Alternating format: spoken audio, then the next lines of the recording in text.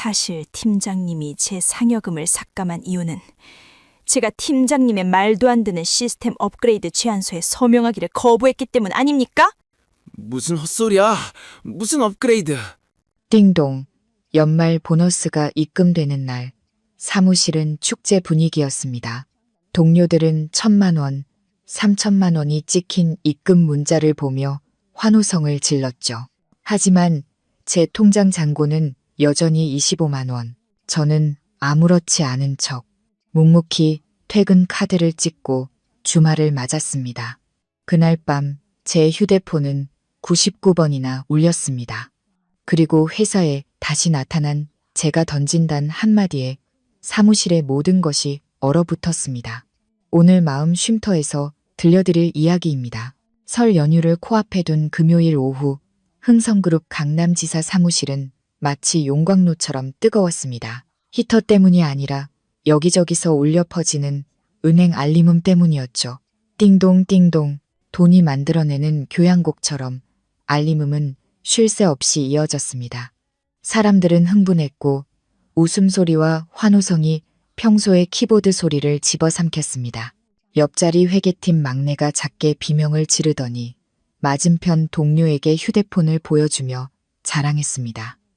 어머, 대리님, 저 기본급 3달치나 들어왔어요. 거의 1,000만 원이에요. 이번 설은 정말 따뜻하겠어요. 저쪽 구석에서는 영업팀장이 허벅지를 짝소리 나게 치며 오늘 저녁 회식은 자기가 쏘겠다고 호언장담했습니다. 무려 3,000만 원의 특별 상여금을 받았다는군요. 저는 사무실 구석에서 조용히 앉아 있었습니다. 땀으로 축축한 손에 들린 휴대폰이 불덩이처럼 느껴졌습니다. 제 이름은 이서연, 스마트시티 프로젝트의 팀장입니다. 지난 한 해 우리 지사에 기록적인 매출을 안겨준 바로 그 핵심 프로젝트였죠. 모두가 당연히 올해 보너스 킹은 저일 거라고 생각했습니다. 밤샘과 주말 반납을 밥 먹듯 하며 남편과 아이의 얼굴도 제대로 보지 못하고 달려온 대가 그 정도는 받아야 마땅했으니까요. 머릿속에서는 온갖 숫자들만이 춤을 추고 있었습니다.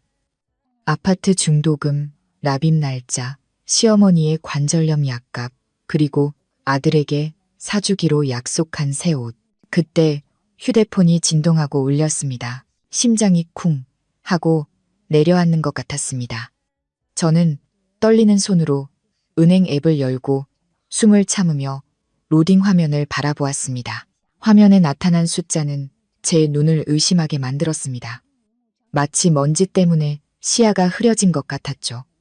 출금 가능 잔액 25만 3천 원. 입금 내역 없음. 저는 믿을 수가 없어 황급히 앱을 껐다가 다시 켰습니다. 1번, 2번, 3번. 결과는 차갑고 잔인하게 그대로였습니다. 마치 한겨울에 얼굴에 끼얹어진 얼음물처럼요. 주변에서는 여전히 웃음소리가 가득했습니다. 설 선물로 무얼 살지, 어디로 여행을 갈지 떠드는 소리가 윙윙거리며 귓속을 파고들었습니다. 저는 깊게 숨을 들이마시며 분노와 서러움으로 미친 듯이 뛰는 심장을 진정시키려 애썼습니다. 그리고 자리에서 일어나 옷매무새를 가다듬고 곧장 박준서 팀장의 사무실로 향했습니다. 묵직한 원목문이 2개의 세상을 가르고 있었습니다. 노크를 하자 안에서 거만한 목소리가 들려왔습니다. 제 상사인 박 팀장은 의자에 깊숙이 몸을 기댄 채 김이 모락모락 나는 커피를 들고 있었습니다. 세상을 다 가진 듯한 여유로운 표정이었죠. 제가 들어서는 것을 보고도 그는 전혀 놀라지 않았습니다. 그저 의미심장한 미소를 입가에 머금을 뿐이었죠. 저는 휴대폰을 책상 위에 내려놓으며 최대한 침착하게 물었습니다. 팀장님, 올해 연말 상여금에 대해 여쭤보고 싶습니다. 다른 직원들은 모두 받았는데 왜 제 계좌에는 아무 변동이 없는 거죠? 박 팀장은 천천히 커피잔을 내려놓고는 책상이 구겨진 A사 용지 한 장을 제 쪽으로 툭 밀었습니다. 이서연 씨, 이거 한번 보시죠. 프로젝트 막바지 선과 재평가 보고서입니다. 이서연 씨가 담당한 스마트시티 프로젝트. 오늘 오전에 고객사로부터 시스템이 불안정하다는 클레임이 공식적으로 접수됐습니다.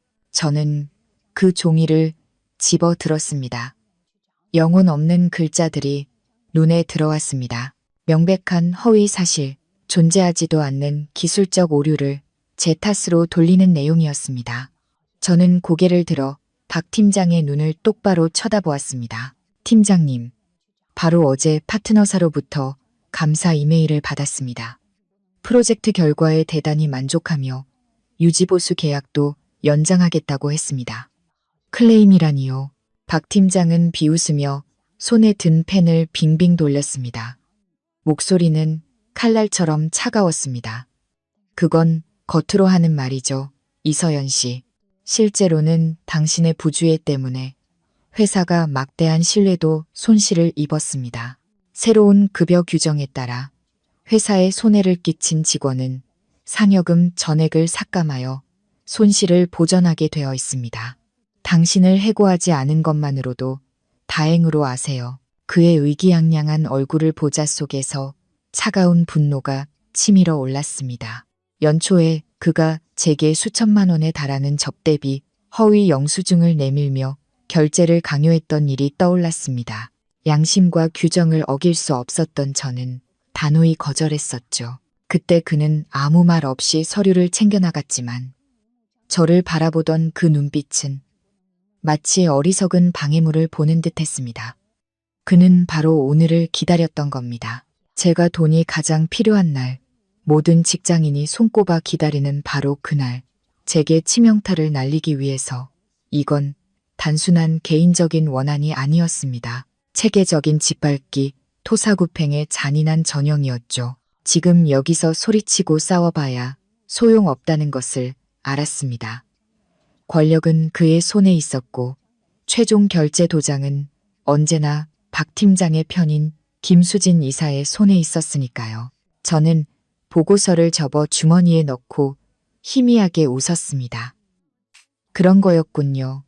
이유를 알려주셔서 감사합니다. 제 예상 밖의 담담한 태도에 박 팀장은 순간 당황한 듯 했습니다. 그는 의심스러운 눈초리로 저를 훑어보았습니다. 아마 제가 다른 사람들처럼 울고불고 애원하거나 난리를 칠 거라고 기대했겠죠. 하지만 제 고통을 보며 희열을 느끼게 해줄 생각은 추호도 없었습니다. 저는 뒤돌아 그의 사무실을 나왔습니다. 등 뒤로 악행을 저지른 자의 의심 가득한 시선이 느껴졌습니다.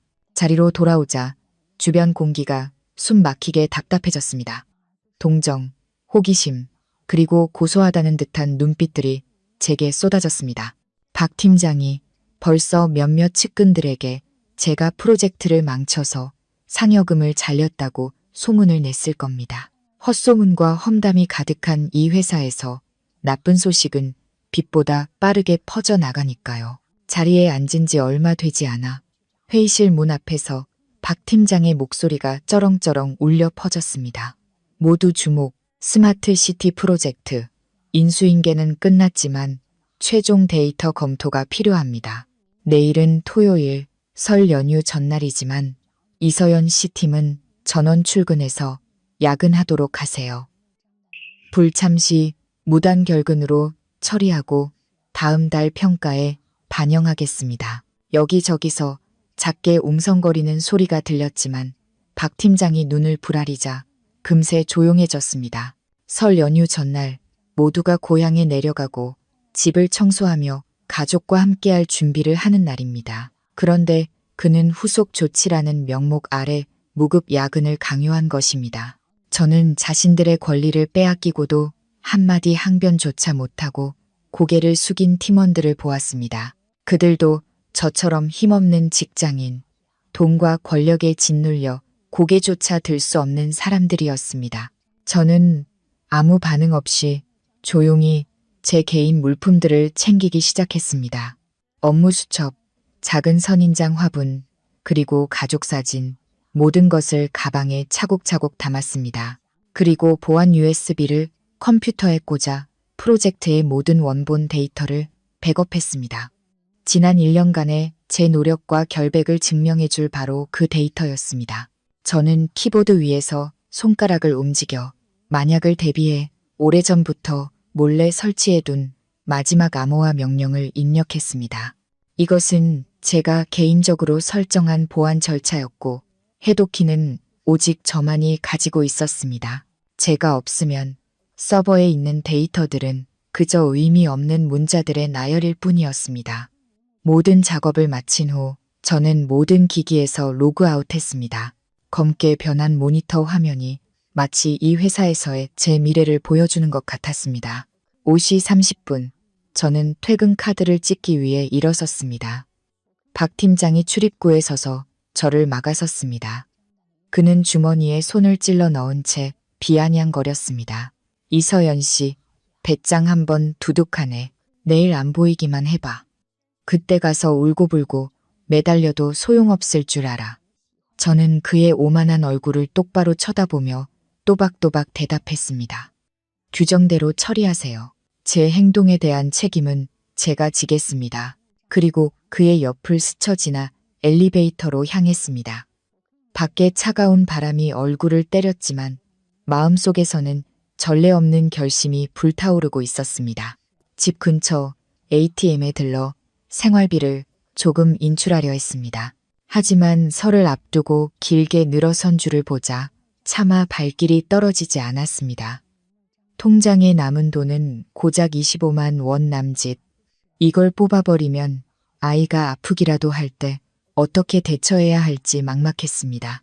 결국 저는 발길을 돌려 집으로 향했습니다. 집에 도착하자 따뜻한 밥 냄새와 남편과 아들의 웃음소리가 저를 맞았습니다. 코끝이 찡해졌습니다. 남편 민준이 부엌에서 분주하게 움직이고 있었습니다. 낡은 식탁 위에는 된장찌개와 김치, 그리고 계란 프라이 몇 개가 전부였습니다. 설을 앞둔 밥상치고는 너무나 초라했지만 가족의 온기로 가득했습니다. 제가 온 것을 보고 민준은 달려나와 제 어깨에 무거운 가방을 받아주었습니다. 그는 따뜻하게 웃으며 걱정스러운 눈빛으로 말했습니다. 서연아, 왔어? 오늘 차 많이 막혔지? 방금 저녁 다 됐으니까 손 씻고 와서 따뜻할 때 먹자. 저는 기름때 묻은 그의 거친 손을 보았습니다. 다니던 건설 회사가 부도가 난 후 민주는 생활비를 벌기 위해 밤낮으로 대리운전을 해야 했습니다. 한때는 유능한 건설 기사였던 그가 이제는 길 위에서 푼돈을 벌며 고개를 숙여야 했지만 단 한 번도 불평한 적이 없었습니다. 식탁에 앉아 밥을 한술 떴지만 목이 메어 넘어가지 않았습니다. 민주는 가장 먹음직스러운 계란 프라이를 제 밥 위에 올려주며 조심스럽게 물었습니다. 오늘 회사에서 보너스 나왔어. 다음 학기 아들 학원비는 낼 수 있을까? 그의 질문이 비수처럼 제 가슴에 꽂혔습니다. 남편의 지친 얼굴과 아무것도 모른 채 맛있게 밥을 먹는 아들을 보자 차마 사실을 말할 수 없었습니다. 저는 맛없는 계란 프라이를 꿀꺽 삼키며 억지 미소를 지었습니다. 아마 월요일에 들어올 건가 봐. 연말이라 은행 시스템이 좀 느리대. 민주는 고개를 끄덕이며 안도의 한숨을 내쉬었습니다. 그래, 그럼 됐어. 설만 잘 쇠면 되지. 나도 오늘 밤에 몇 탕 더 뛰면 그래도 설 분위기 나게 떡국 끓여 먹을 돈은 벌 수 있을 거야. 밥 한 그릇을 뚝딱 비우는 남편을 보니 남편과 아들, 그리고 제 자신이 너무나 안쓰러워 가슴이 미어졌습니다. 그의 희생과 선량함은 회사에서 피를 빨아먹는 그들에 대한 분노를 더욱 키웠습니다. 그들은 우리의 땀과 눈물을 발판 삼아 호의호식하고 있었습니다. 저녁을 먹고 대충 설거지를 마친 뒤 저는 침실로 들어갔습니다. 마지막으로 휴대폰 화면을 확인했습니다. 회사로부터의 해명이나 사과는 한마디도 없었습니다. 부당함이 만들어낸 소름 끼치는 침묵만이 존재할 뿐이었습니다. 저는 깊게 숨을 들이마시고 전원 버튼을 길게 눌렀습니다. 화면이 까맣게 변했습니다. 저는 유심칩을 빼내 휴대폰을 옷장 구석에 던져버렸습니다. 설 연휴 전날 아침 눈부신 햇살이 창틈으로 쏟아져 들어와 좁지만 아늑한 우리 집 부엌을 비췄습니다. 고소한 버터와 달콤한 바닐라 향이 부엌을 가득 채웠습니다. 우리 아들이 가장 좋아하지만 바쁜 엄마가 좀처럼 해줄 시간이 없었던 핫케이크를 굽고 있었습니다. 노릇하게 익은 핫케이크를 뒤집으며 거실에서 만화를 보며 까르르 웃는 아들 소리를 들으니 마음이 이상할 정도로 가벼워졌습니다. 제 휴대폰은 여전히 옷장 구석에서 꺼진 채로 완벽한 침묵을 지키고 있었습니다. 저는 오늘 하루만큼은 오롯이 가족을 위한 날로 만들기로 다짐했습니다. 돈 걱정, 회사 걱정은 모두 내려놓고 엄마와 아내의 역할에 충실하기로요. 민주는 낡은 식탁을 낑낑거리며 닦고 있었습니다. 이따금 저를 보며 웃어주었는데 그 따뜻한 미소는 세상 풍파에 깊게 팬 그의 눈가 주름을 잠시나마 지워주는 듯했습니다. 하지만 저희 집의 평화와는 정반대로 회사 사무실에서는 거대한 폭풍이 막 형성되고 있었습니다. 권력자들의 오만함을 날려버릴 거대한 폭풍이 말이죠. 나중에 전해 들은 이야기입니다. 그날 아침 해외 파트너사가 설 연휴로 은행 시스템이 마감되기 전에 50억 원의 잔금을 치르기 위해 갑작스럽게 최종 검수 데이터를 요청했다고 합니다. 박 팀장은 큰 공이라도 세운 사람처럼 의기양양하게 관리자 시스템에 접속했습니다. 하지만 그의 입가에 번졌던 미소는 순식간에 사라지고 경악으로 바뀌었습니다. 모니터에 차갑고 잔인한 붉은색 경고 메시지가 떠 있었기 때문입니다. 접근이 거부되었습니다. 프로젝트 관리자에게 문의하여 해독키를 받으십시오. 스마트 시티 프로젝트의 모든 데이터는 사라진 것이 아니었습니다. 그대로 있었지만 오직 저의 관리자 계정으로만 열 수 있는 알고리즘에 의해 단단히 잠겨 있었던 것입니다. 그리고 그 계정은 바로 어제 박 팀장이 저를 해고 절차에 올린다며 직접 접근 권한을 삭제해버렸습니다. 박 팀장은 공황 상태에 빠졌습니다. 에어컨이 18도로 맞춰져 있었지만 그의 등에서는 식은땀이 비 오듯 흘렀습니다. 그는 떨리는 손으로 제게 전화를 걸었습니다. 한 통, 두 통, 10통. 돌아오는 것은 전화기가 꺼져 있어. 라는 기계적인 안내 음성뿐이었습니다. 그는 메신저로, SNS로, 온갖 방법으로 연락을 시도했지만 모두 허공 속으로 사라졌습니다. 바로 그때 박 팀장이 오랫동안 등에 업고 있던 비밀 연인이자 지사장인 김수진 이사가 명품 원피스와 짙은 향수 냄새를 풍기며 나타났습니다. 머리를 쥐어뜯고 있는 박 팀장을 본 김 이사는 사무실이 떠나가라 소리를 질렀습니다. 자초지종을 들은 그녀의 두껍게 화장한 얼굴 역시 잿빛으로 변했습니다. 그들이 두려워한 것은 단순히 업무 지연이 아니었습니다. 더 큰 비밀이 숨겨져 있었기 때문입니다. 고객사로부터 받은 프로젝트 1차 성금을 그들은 설 전에 한몫 잡아보려고 외곽 지역당 투기에 몰래 사용했던 것입니다. 만약 오늘 최종 검수 보고서가 없어서 은행이 잔금을 지급하지 않으면 그들의 위험한 돈놀이는 파탄나고 거액의 빚더미와 함께 공금 횡령 사실이 세상에 드러나게 될 것이었습니다. 그날 오후 저녁을 준비하다가 남편의 휴대폰으로 뉴스를 보려는데 미처 나가지 못했던 전 직장 동료 단체 채팅방의 메시지가 눈에 들어왔습니다. 화면에 떠 있는 글자들을 보고 등골이 서늘해졌습니다. 박 팀장이 사람들에게 이렇게 떠들고 있었습니다. 이서연이 프로젝트 자료를 전부 들고 잠적했다. 도박 빚 때문에 회사 기밀을 경쟁사에 팔아넘기려고 작정한 것 같다. 얌전해 보이더니 무서운 사람이네. 듣자 하니 사채가 몇 억이라던데 그래서 저런 짓을 했나 봐. 누군가 박 팀장이 지어낸 이야기에 동조하며 악의적인 댓글을 달았습니다. 한 글자 한 글자 읽을 때마다 수천 개의 바늘이 심장을 찌르는 것 같았습니다. 회사를 위해 내 모든 것을 바쳤는데 돌아온 것은 배신과 이렇게 잔인한 모함이라니. 제넋 나간 표정을 본 민준이 조용히 제 손에서 휴대폰을 가져갔습니다. 그는 메시지들을 훑어보더니 평소에 온화하던 얼굴이 순식간에 굳어졌습니다. 저는 고개를 숙였습니다. 눈물이 터져 나올 것 같았습니다. 그가 저를 의심할까봐, 걱정할까봐 두려웠습니다. 이미 생활고의 무게가 그의 어깨를 너무 오랫동안 짓누르고 있었으니까요. 하지만 민주는 저를 추궁하지 않았습니다. 그는 휴대폰을 내려놓고 떨고 있는 제 두 손을 잡아주었습니다. 그의 목소리는 낮고 단단했습니다. 서연아, 무서워하지 마. 나무가 고든데 그림자가 휠까봐 걱정해. 우리가 어떻게 살았는지 하늘이 알고 땅이 알고 내가 알고 우리 아들이 알아.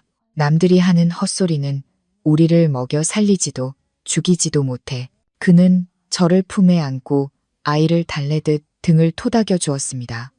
이렇게까지 하는 걸 보니 저 사람들이 지금 당신을 두려워하고 있는 거야. 당신이 정말 잘못했다면 이렇게 소문낼 필요도 없이 벌써 경찰에 신고했겠지.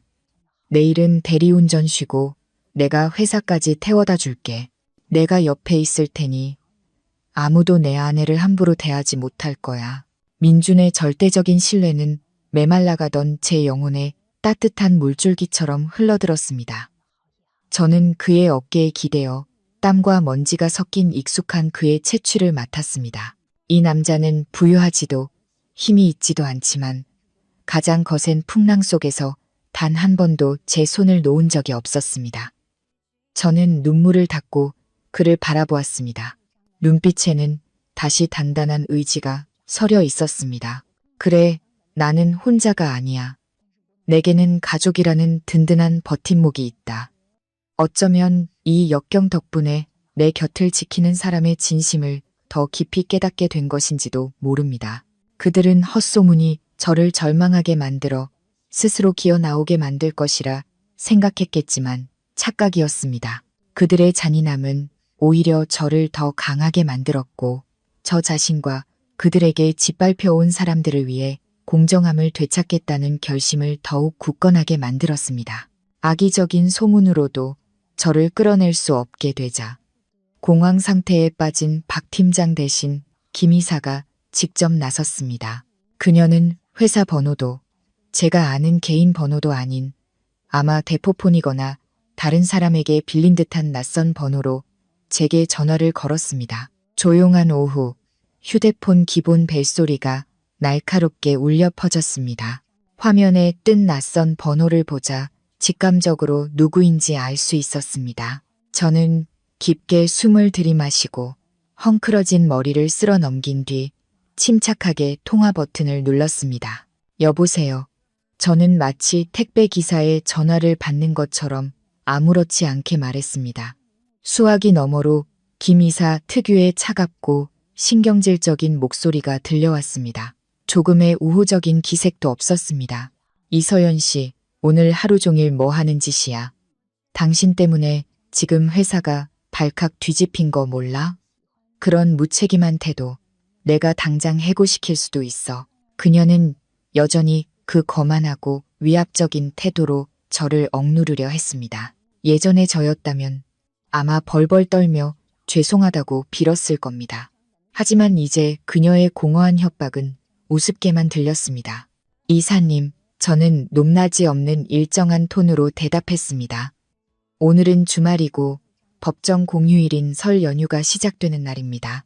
가족과 시간을 보내기 위해 휴대폰을 꺼둘 권리가 저에게는 있습니다. 그리고 해고에 관해서는 이미 어제 박 팀장님이 상여금 전액 삭감과 함께 해고를 언급하지 않으셨나요? 뭘 더 협박하시겠다는 거죠? 김 이사는 순간 할 말을 잃은 듯 했습니다. 제가 이렇게 조목조목 맞받아칠 줄은 몰랐던 모양입니다.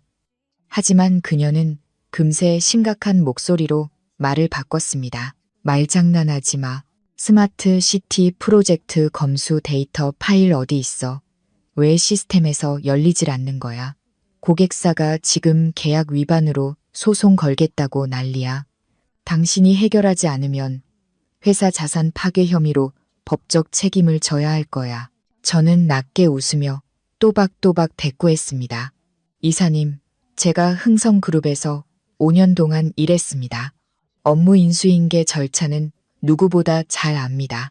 어제 퇴근하기 전에 모든 자료는 서버에 완벽하게 백업해 두었습니다. 파일을 열 수 없는 건 시스템 오류거나 관리자가 제 접근 권한을 삭제했기 때문이겠죠. 왜 제 탓을 하십니까? 그리고 그 프로젝트는 이제 박 팀장님이 담당하시는 걸로 아는데요. 김 이사는 인내심을 잃기 시작했습니다. 그녀의 목소리는 분노로 가늘게 떨렸습니다. 상관없어. 당신이 만든 거니까 당신이 책임져야지. 지금 명령이야. 일 시간 내로 회사에 복귀해서 파일 잠금 해제해. 어디에 있든 택시를 타든 퀵을 부르든 당장 와. 교통비는 회사가 처리해 줄 테니 1시간이라. 저는 시계를 흘깃 보고는 창밖에 어둑해지는 하늘을 보며 아쉬움 가득한 한숨을 내쉬는 척했습니다. 어쩌죠, 이사님. 지금 춘천 시댁에 와 있어서요. 서울에서 100km도 넘는데 지금 날개가 돋아도 1시간 안에는 못 가겠네요. 그리고 아시잖아요. 설 연휴에 차 잡기가 얼마나 힘든지. 김 이사는 말을 잇지 못했습니다. 제 부드럽지만 단호한 거절은 그녀의 오만함에 찬물을 끼얹는 격이었습니다. 그녀가 지금 불 위에 앉아 있다는 것을 알았지만 저는 그녀가 조금 더 타오르도록 내버려 두고 싶었습니다. 저는 그녀가 다른 말을 꺼내기 전에 예의 바른 인사말로 대화를 끊었습니다. 그럼 박 팀장님께 어떻게든 해결해 보라고 전해주세요. 저는 차례상 준비해야 해서 이만. 말을 마치자마자 저는 단호하게 전화를 끊었습니다. 뚜뚜뚜 하는 신호음은 대화의 끝을 알렸지만 동시에 새로운 심리전의 시작을 알리는 신호탄이기도 했습니다. 이제 칼자루를 쥔 것은 그들이 아니었으니까요. 전화를 끊은 후 저는 전원을 끄는 대신 휴대폰을 무음 모드로 바꾸고 화면을 바닥으로 뒤집어 놓았습니다. 이것이 전화를 끄는 것보다 더 잔인한 행동이라는 것을 알았습니다. 꺼진 전화는 연락이 닿지 않는다는 의미지만 울리는 전화를 받지 않는 것은 무시이자 도전이었습니다. 이제 제가 상황을 통제하고 있으며 더 이상 그들을 두려워하지 않는다는 신호였죠. 아니나 다를까 불과 몇 분 뒤 휴대폰이 책상 위에서 미친 듯이 진동하기 시작했습니다. 화면이 켜졌다, 꺼지기를 반복하는 모습이 마치 수화기 넘어 그들의 심장 박동 같았습니다. 김 이사의 낯선 번호, 박 팀장의 번호, 심지어 경영지원팀의 사무실 번호까지 그들과 가까운 동료들의 번호로도 전화가 걸려왔습니다. 저는 따뜻한 물 한 잔을 마시며 춤추는 휴대폰을 평온하게 바라보았습니다. 저는 은행의 암묵적인 룰을 잘 알고 있었습니다.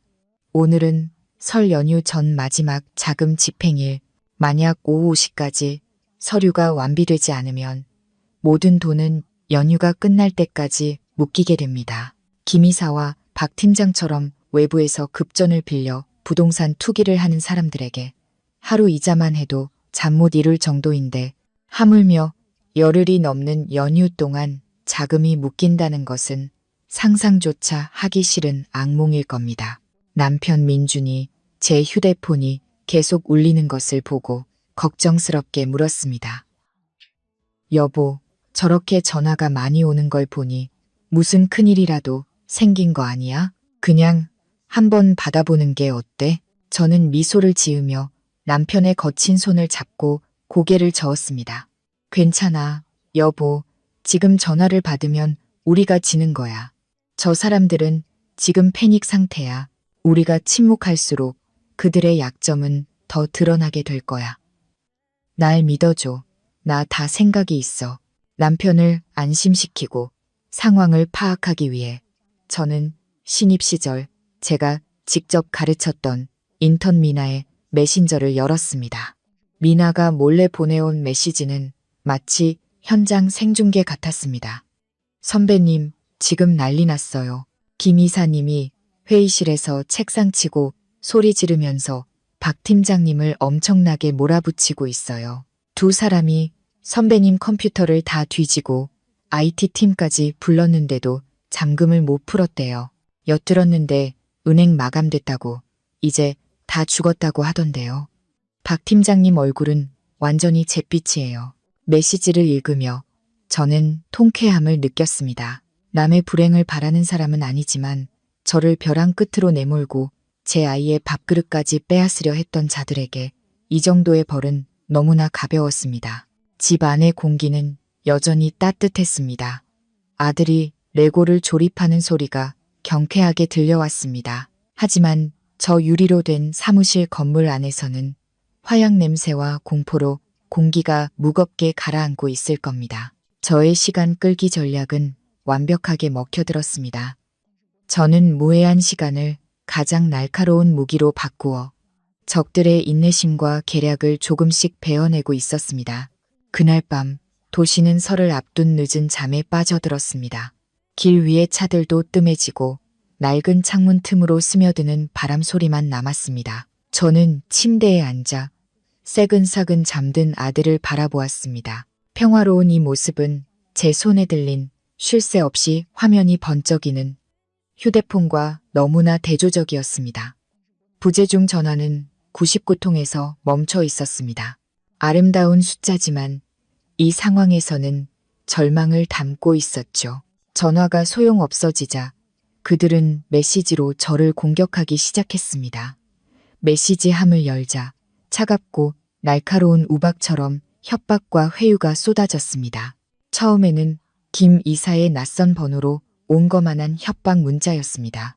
이서연 씨, 내일 아침까지 나타나서 뒷수습하지 않으면 법무팀을 움직일 거야. 당신도 어린 자식 키우는 사람이잖아.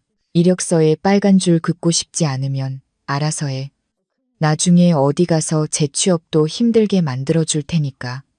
아이를 언급하는 대목에서 저는 손을 꽉 쥐었습니다. 손톱이 손바닥을 파고드는 아픔이 느껴졌습니다. 저 여자도 엄마이면서 어떻게 다른 엄마에게 아이를 빌미로 협박할 수 있을까? 돈에 대한 탐욕이 그녀를 이렇게 무서운 괴물로 만들어버린 걸까요? 김 이사의 협박 사이에는 박 팀장의 가식적인 회유 문자도 섞여 있었습니다. 아마 김 이사에게 된통 깨진 후 정말로 두려워지기 시작한 모양이었습니다. 서연아, 어디야? 우리 만나서 얘기 좀 하자. 상여금 문제는 내가 김 이사님께 다시 말씀드려 볼게. 회계팀 착오였을 수도 있잖아. 제발 전화 좀 받아. 고객사가 정말 강하게 나오고 있단 말이야. 저는 그 글자들을 스쳐 지나가며 씁쓸하게 웃었습니다. 착오. 그가 제 얼굴에 상여금 삭감 통보서를 던졌을 때, 허위 영수증에 서명하라고 강요했을 때, 왜 착오라고 말하지 않았을까? 이제 와서 자기 밥그릇이 위태로워지니 우리라는 단어를 쓰는군요. 저는 어떤 문자에도 답하지 않았습니다. 조용히 모든 화면을 캡처했습니다. 불법적인 해고 협박, 한밤중에 괴롭힘 문자, 그리고 과거에 박 팀장이 규정 위반을 강요했지만 제가 거절했던 대화 내용까지 모든 것을 증거라는 이름의 폴더에 저장했습니다. 시계가 자정을 알렸습니다.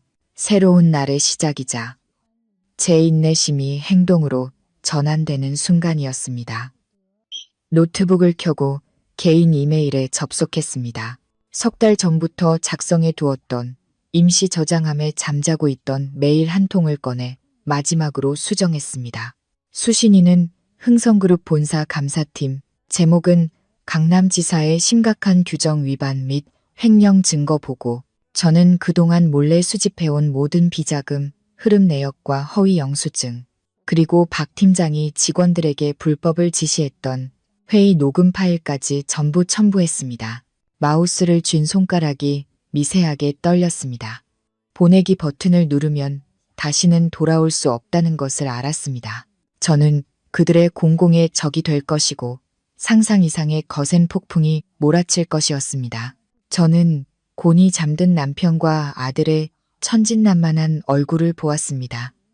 이들을 위해서라도 저는 약해질 수 없었습니다. 깊게 숨을 들이마시고 모든 용기를 손끝에 모았습니다. 딸깍. 이메일은 전송되었습니다. 노트북을 덮자 오랫동안 가슴을 짓누르던 돌덩이가 내려가는 기분이었습니다. 창밖에는 봄을 재촉하는 비가 내리기 시작했습니다. 내일 아침 해가 뜨면 아주 긴 하루가 시작될 것이었습니다. 설 연휴 이틀 전 월요일 아침, 서울의 거리는 평소보다 한산했습니다. 사람들은 고향으로 떠나거나 여행을 떠나 도시는 보기 드문 고요함에 잠겨 있었습니다. 하지만 제 마음속에서는 가장 격렬한 싸움이 시작되고 있었습니다. 저는 일찍 일어나 가장 깔끔한 오피스룩을 다려입고 잠 못 이룬 창백한 얼굴을 가리기 위해 붉은 립스틱을 발랐습니다. 남편 민준도 저를 따라 일찍 일어났습니다. 그는 부엌에서 따뜻한 생강차를 끓여 제 낡은 보온병에 조심스럽게 담아주었습니다. 그가 보온병을 건네며 제 손을 꼭 잡아주었습니다. 그의 단단한 눈빛이 제게 힘을 주었습니다. 이거 가져가서 마셔. 속 따뜻하게. 나 오늘 대리운전 쉬기로 했어. 회사 앞 카페에서 기다리고 있을게. 저 사람들이 힘들게 하면 바로 전화해. 3분이면 갈 수 있어. 저는 고개를 끄덕이며 솟아오르는 감정을 억눌렀습니다. 이런 남편이 곁에 있는데 세상에 어떤 폭풍이 두렵겠습니까? 저는 가방을 들고 집을 나섰습니다. 고개를 들고 희미한 아침 햇살을 맞았습니다. 회사 건물 로비에 들어서자마자 평소와 다른 분위기를 감지할 수 있었습니다. 매일 아침 웃으며 인사해 주시던 경비 아저씨는 오늘따라 저를 힐끗 보며 난처한 표정을 지었고 안내 데스크의 직원은 립스틱을 바르다 말고 저를 보자 황급히 고개를 숙였습니다. 제가 돈을 들고 잠적했다는 소문이 이 건물 구석구석까지 퍼진 모양이었습니다. 엘리베이터가 12층에서 열렸습니다. 내리자마자 마케팅팀의 친한 후배 준호와 부딪힐 뻔했습니다. 준호는 주위를 살피더니 저를 구석으로 끌고 가 걱정스럽게 속삭였습니다. 선배님, 여긴 어쩐 일이에요? 지금 박 팀장님 완전 난리 났어요. 아침 회의 때 책상 치면서 선배님이 공금 횡령하고 경쟁사에 자료 팔았다고 경찰에 신고하겠다고 소리 질렀어요. 조심하세요. 그냥 돌아가시는 게 준호의 하얗게 질린 얼굴을 보고 저는 안심시키듯 미소를 지었습니다. 걱정해줘서 고마워, 준호야. 하지만 내가 잘못한 게 없는데 왜 숨어야 해? 난 내 결백을 증명하러 온 거야. 준호는 놀란 눈으로 저를 바라보았습니다. 평소 조용하고 말없던 선배가 세상의 험담 앞에서 이렇게 담담할 줄은 몰랐던 모양입니다. 저는 그의 어깨를 두드려주고 사무실 유리문을 향해 걸어갔습니다. 안은 폭풍전야처럼 무겁게 가라앉아 있었습니다. 모두가 고개를 숙이고 일하는 척했지만 수십 개의 귀가 제 쪽으로 쫑긋 세워져 있었고 수십 개의 눈이 제 발걸음을 훔쳐보고 있었습니다. 그들은 죄인이 어떻게 처리되는지 궁금해하거나 설 연휴의 안냉거리가 될 재미있는 구경거리를 기다리고 있었습니다. 저는 제 자리로 걸어갔습니다. 금요일에 어질러 놓았던 서류들이 그대로 쌓여 있었습니다. 작은 선인장 화분만이 누군가에 의해 쓰러져 흙이 하얀 책상 위에 쏟아져 있었습니다. 저는 조용히 화분을 바로 세우고 흙을 털어냈습니다. 이 선인장처럼 짓밟혀도 저는 살아남을 것이고 이전보다 더 날카로운 가시를 세울 것입니다. 그때 바닥을 때리는 하이힐 소리와 함께 팀장실 문이 거칠게 열렸습니다. 그들의 환영식이 시작된 것이었습니다. 팀장실 문이 벽에 부딪히며 사무실 전체가 깜짝 놀랄 만큼 날카로운 소리를 냈습니다. 박 팀장이 폭풍처럼 뛰쳐나왔습니다. 그의 얼굴은 분노로 시뻘겋게 달아올라 있었고 잠을 못 잔 듯 두 눈에는 핏발이 서 있었습니다.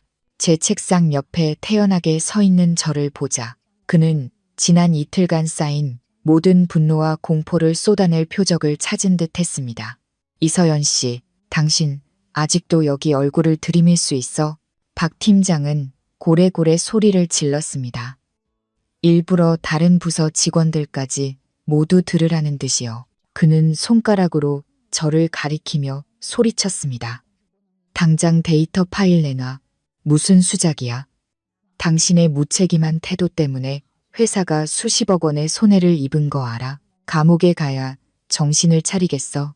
주변 동료들이 웅성거리기 시작했습니다. 수군거리는 소리가 벌떼처럼 일어났습니다. 어떤 이는 혀를 차며 고개를 저었고 어떤 이는 저를 도둑보듯 경멸의 눈빛으로 쳐다봤습니다.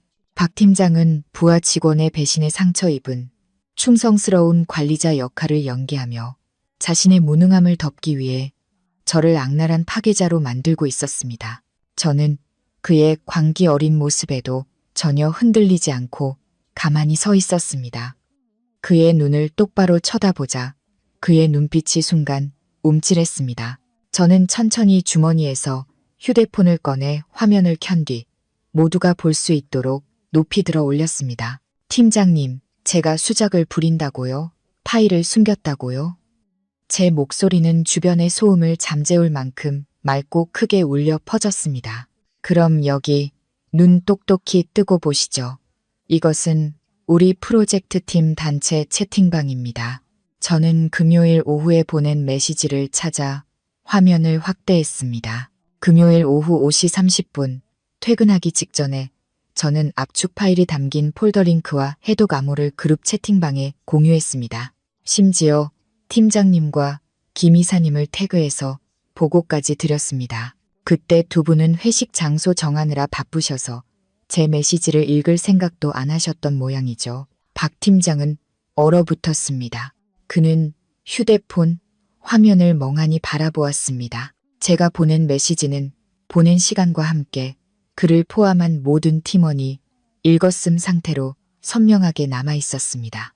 단지 제 상여금을 잘랐다는 승리감에 취해 그리고 은행의 독촉에 정신이 팔려 그는 그 메시지의 존재를 까맣게 잊고 있었던 겁니다. 아니면 제가 그렇게까지 철저하게 일했을 거라고는 상상조차 못했겠죠. 사무실의 수군거림은 방향을 바꾸었습니다.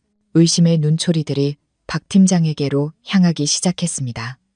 여기저기서 그의 어리석음을 비웃는 작은 웃음소리가 터져 나왔습니다. 박 팀장의 얼굴은 붉은색에서 보라색으로 다시 잿빛으로 변했습니다. 그는 더듬거리며 마지막 남은 체면이라도 지키려 애썼습니다. 당신이 언제 보냈어? 아마 네트워크 문제로 내가 못 받았나 보지. 설사 보냈다고 해도 직접 구두로 보고해야 할 거 아냐. 누가 그렇게 메신저로 대충 보고해? 저는 낮게 웃으며 휴대폰을 내렸습니다. 저는 회사 규정대로 일했습니다. 업무 채팅방을 통한 보고는 필수 규정입니다. 팀장이라는 분이 제대로 확인도 안 하고 직원을 횡령범, 절도범으로 몰아붙이셨는데 이 무고에 대해서는 어떻게 설명하실 건가요? 박 팀장은 할 말을 잃었고 그의 이마에는 식은땀이 송골송골 맺혔습니다. 분위기가 극도로 팽팽해진 바로 그때 이사실 문이 조용히 열렸습니다. 김 이사가 완벽한 비즈니스 미소를 지으며 걸어 나왔습니다. 하지만 저를 보는 그녀의 눈빛은 비수처럼 차가웠습니다. 그녀는 박 팀장이 여기서 저와 계속 다투게 놔두면 상황이 더 커지고 자신들에게 불리해질 것이라는 것을 알았습니다. 그녀는 이 불을 즉시 꺼야 했습니다. 그리고 더 중요하게는 저를 동정하기 시작한 군중으로부터 저를 떼어놓아야 했습니다. 자자, 그만들 해요. 김 이사는 손뼉을 2번 치며 달콤하면서도 위험 있는 목소리로 말했습니다. 월요일 아침부터 그것도 설 앞두고 이게 무슨 소란이에요. 박 팀장도 너무 성급했네. 제대로 확인도 안 하고 직원을 다그치면 어떡해요. 그녀는 박 팀장을 스쳐 지나가며 날카로운 경고의 눈빛을 보낸 뒤 제게로 돌아서서는 마치 철없는 동생을 타이르듯 부드럽게 말했습니다. 서연 씨, 나도 서연 씨가 억울한 마음인 거 알아요. 아마 전달 과정에서 오해가 좀 있었나 보네. 자, 내 방으로 들어가서 얘기해요. 우리끼리 조용히 원만하게 해결해야지. 여기서 사람들 보는데 이게 무슨 망신이야. 저는 이 교활한 여자의 속셈을 꿰뚫어 보고 있었습니다. 그녀는 우리끼리라는 말로 진실을 덮고 권력과 돈으로 어둠 속에서 저와 타협하려 했습니다. 정의의 빛이 닿지 않는 곳에서 말이죠. 하지만 저는 더 이상 그들의 헛된 약속을 믿는 순진한 직원이 아니었습니다. 하지만 아직 모든 패를 보여줄 때는 아니라고 생각했습니다. 호랑이를 잡으려면 호랑이 굴로 들어가야 했습니다. 그들의 입에서 직접 잘못을 시인하는 말을 녹음해야 마지막 증거를 완성할 수 있었습니다. 저는 가방을 고쳐매고 김 이사를 보며 예의 바르지만 의미심장하게 대답했습니다. 네, 이사님 말씀이 맞습니다. 이 일은 확실히 짚고 넘어가야죠. 저도 이사님 방에 들어가서 두 가지를 명확히 하고 싶습니다. 첫째, 제 상여금이 왜 0원인지에 대한 정확한 이유. 둘째, 지난 며칠간 제 명예를 훼손한 악의적인 소문에 대한 공식적인 사과입니다. 저는 일부러 모든 사람이 들을 수 있도록 크게 말했습니다. 이곳에 있는 모든 직원이 제 증인이 되어주길 바랐습니다. 저는 애걸하러 들어가는 것이 아니라 정의를 되찾으러 들어가는 것이라고. 김 이사의 얼굴이 순간 굳어지고 입가에 미소가 멈칫했습니다. 하지만 그녀는 애써 고개를 끄덕였습니다. 알았어요. 들어가서 얘기하죠. 들어와요. 그녀는 제가 먼저 들어가도록 길을 비켜주었습니다. 저는 그녀를 지나치며 숨 막힐 듯 짙은 향수 냄새를 느꼈습니다. 묵직한 원목문이 우리 뒤에서 천천히 닫히며 바깥의 빛과 소리를 차단했습니다. 철컥하고 잠금장치가 걸리는 소리가 울려 퍼졌습니다. 진짜 싸움은 지금부터 시작이었습니다. 이 밀실 안에서는 더 이상 가식적인 예의는 없을 것이고 오직 탐욕의 민낯과 타협 없는 대결만이 존재할 것이었습니다. 저는 김 이사의 책상 맞은편 의자에 허리를 꼿꼿이 세우고 앉았습니다. 휴대폰 녹음 기능이 켜진 가방을 무릎 위에 가볍게 올려두었습니다. 김 이사는 책상을 돌아 자신의 커다란 가죽 의자에 앉았고 박 팀장은 팔짱을 낀 채 캐비닛에 기대어 저를 잡아먹을 듯한 눈으로 쏘아보았습니다. 자, 김 이사가 입을 열었습니다. 그녀의 목소리에서는 아까의 달콤함이 완전히 사라지고 냉정함과 계산적인 태도만 남았습니다. 이제 외부인 없으니 원하는 게 있으면 빙빙 돌리지 말고 똑바로 말해요. 나 바쁜 사람이니 시시콜콜한 얘기 들어줄 시간 없으니까. 저는 가방을 책상 위에 내려놓고 천천히 휴대폰을 꺼내 잔액 25만 원, 이 찍힌 은행 앱을 다시 열었습니다. 그리고 조용한 고발장처럼 김 이사의 눈앞에 화면이 보이도록 내려놓았습니다. 이사님, 저는 그녀의 눈을 똑바로 쳐다보며 차분하게 말했습니다. 정확한 답변을 원합니다. 제가 담당한 스마트 시티 프로젝트는 목표 매출을 20% 초과 달성했고 제 연말 KPI 평가도 A등급 최우수였습니다. 그런데 왜 제 상여금은 0원입니까? 김 이사는 휴대폰 화면을 흘깃 보고는 박 팀장에게 눈짓을 보냈습니다. 박 팀장은 그 신호를 알아듣고 헛기침을 한 뒤 앞으로 나섰습니다. 마치 부하 직원을 훈계하는 상사인 척 거만한 태도를 취했습니다. 이서연 씨, 그가 가르치듯 말했습니다. 당신은 겉만 보는군. 매출 좋고 KPI 높은 건 맞아. 하지만 인수인계 후에 고객사에서 서비스 품질에 대해 얼마나 많은 불만을 제기했는지 알아? 당신이 제대로 처리하지 않은 사소한 오류들 때문에 회사가 다른 기술 인력을 보내 수습하느라 비용이 얼마나 많이 들었는지 아냐고. 그 비용을 당신 상여금에서 뺀 거야. 이 정도로 끝난 걸 다행으로 알아. 사소한 오류요? 저는 비웃음이 섞인 웃음을 터뜨렸습니다. 팀장님, 그렇게 두루술하게 말씀하시면 누가 믿겠습니까? 고객사 클레임 접수 공문이라도 있나요? 추가 기술 지원 요청서라도 있나요? 아니면 그냥 팀장님의 말씀뿐인가요? 박 팀장의 얼굴이 붉어지며 더듬거렸습니다. 서류는 경영지원팀에서 보관하고 있어.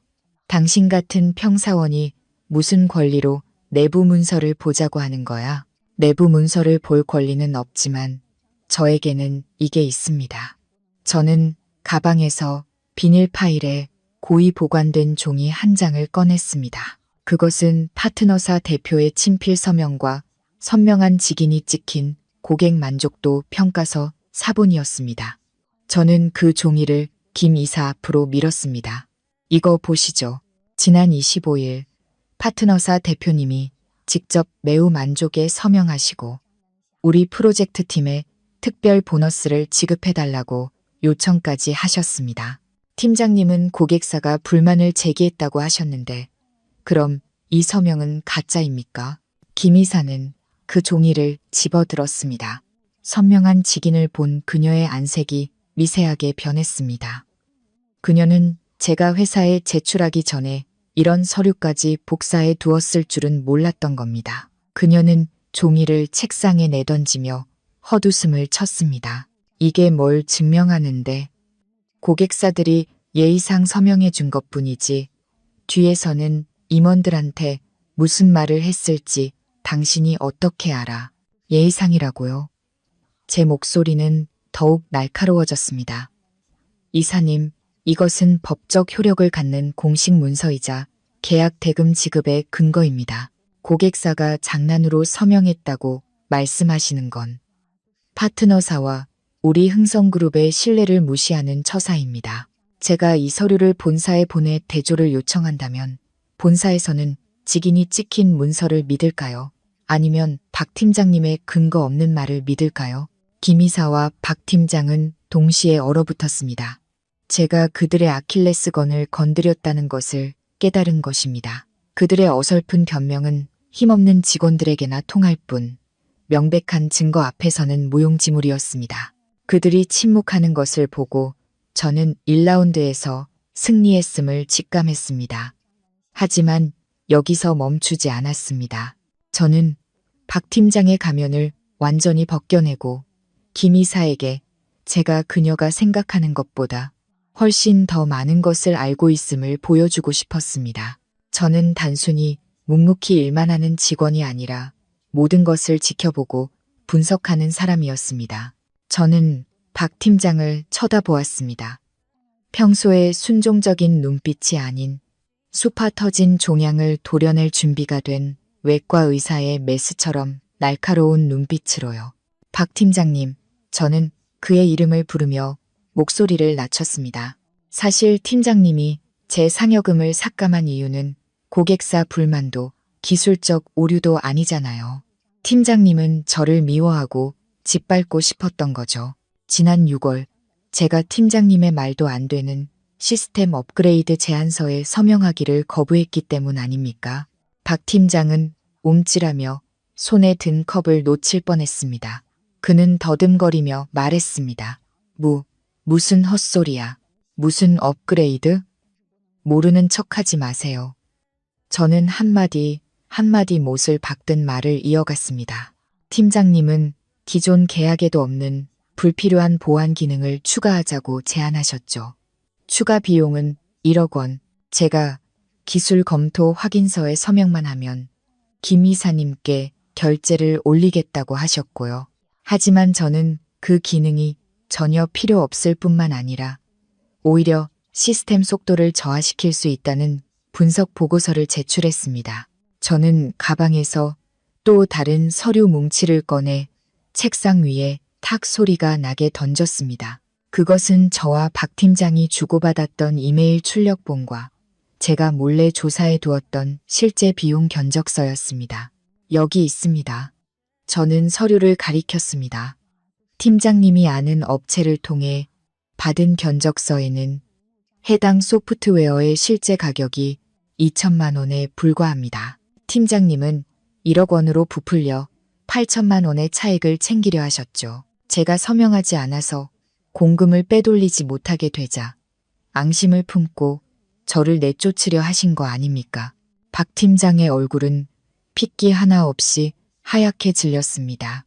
그가 이런 증거들을 제가 모두 보관하고 있을 줄, 심지어 소프트웨어의 실제 가격까지 조사했을 줄은 꿈에도 몰랐을 겁니다. 그는 도움을 청하듯 김이사를 쳐다봤지만 김이사 역시 얼굴이 창백해져 있었습니다. 그녀는 서류를 집어들고 떨리는 손으로 훑어보았습니다. 박 팀장이 탐욕스럽다는 것은 알았지만 이렇게 대담하고 허술하게 흔적을 남겼을 줄은 몰랐던 겁니다. 너 나를 미행했어.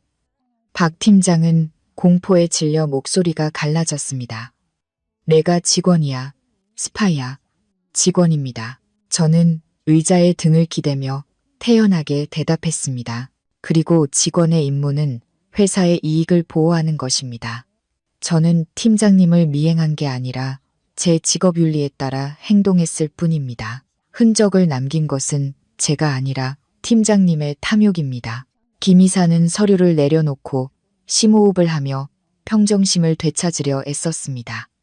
그녀는 상황이 완전히 역전되었음을 깨달았습니다. 저는 더 이상 도사를 기다리는 어린 양이 아니라 그들의 경력과 자유를 위협하는 시한폭탄이었습니다. 서연아, 김 이사는 목소리를 한껏 부드럽게 바꾸었습니다. 이건 박 팀장이 좀 성급했던 것 같네. 하지만 너무 맑은 물에는 고기가 살 수 없다고 하잖아. 프로젝트를 하다 보면 좀 융통성이 있어야지. 이렇게 빡빡하게 굴면 동료들이 힘들어져. 융통성이 공금을 빼돌리는 겁니까?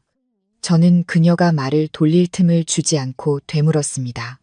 성실한 직원의 상여금을 삭감해서 자신의 탐욕을 채우는 게 융통성입니까? 이사님께서 그걸 융통성이라고 부르신다면 죄송하지만 저는 그런 일하는 방식은 배울 수 없겠습니다.